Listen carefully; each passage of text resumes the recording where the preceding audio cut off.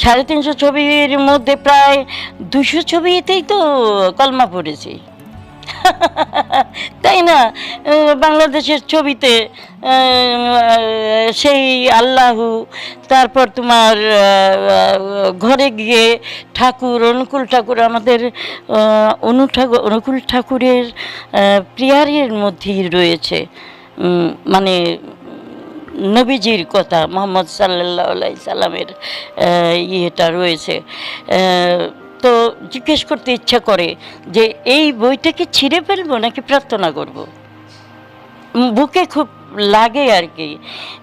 আমরা শিল্পী মানুষ, আমাদের মধ্যে কিসের জন্য এই ভাগাভাগিটা আসবে, এটা একদমই ইয়ে নয়।